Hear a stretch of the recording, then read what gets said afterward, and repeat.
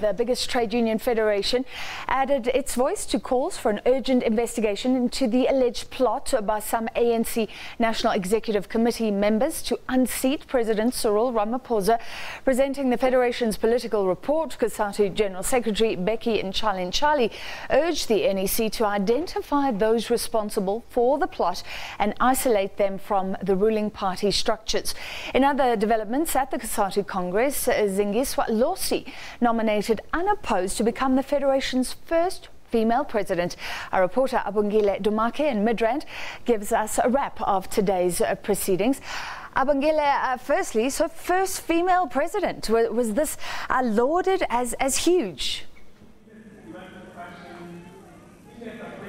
Certainly very huge, and of course a breakthrough for this federation, COSATU. For the first time in 33 years of its existence, they're going to have a female president by the name of Zingiswa Losi, something that has been widely welcomed in this Congress on day 2 here at Galaga Estate in Midrand. Most of the COSATU affiliated unions saying that this is long overdue, especially looking at the fact that there are still some gaps between how women and men are being treated in the workplace. If you look also at the wage gap between male and female workers across the country, there's still that, a gap. And of course, on senior and top management positions across the board, be it private or public sector, there's still a gap when it comes to salaries that are being paid to those who might be doing the same job. And of course, here at some of the unions we just spoke to a few minutes ago, Lemusa Secretary saying that this is long overdue. They have been actually in the forefront in making it a point that Zingiswa Losi does emerge as the new president of COSATU, and of course an official announcement to be made come this Thursday, which would be the last day of this Congress. So she's been in leadership for a while, Abongile, but tell us a bit more about her pedigree, what she brings to the table.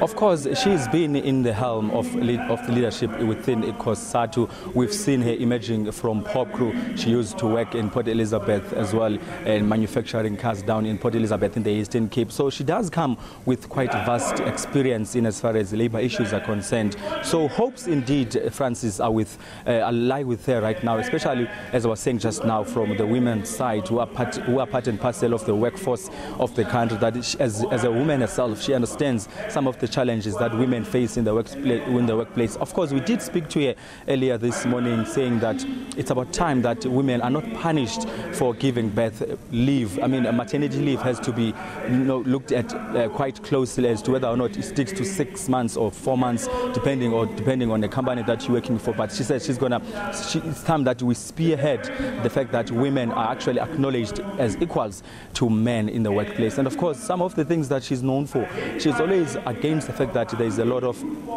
unfair labor practices in many companies throughout the country, saying that has to be a thing of the past. Of course, now one can believe that will be implemented since she's going to be taking the driver's seat and of course be in the forefront when it comes to leading COSATU. So the outgoing president, Stu Dlamini, was often out of step with the other COSATU leaders in his support for former President Jacob Zuma.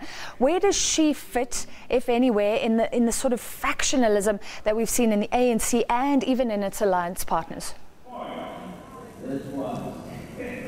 She didn't want to get involved. Again, when we spoke to her earlier this morning, she didn't want to entirely get involved in as far as these factions are concerned. But she did make mention of the fact that it's about time that COSATU does adopt a policy that will see them being able to, intervene and try and sort out some of the challenges and internal fightings that are happening in some of the unions that are affiliated to COSATU, going as far as mentioning the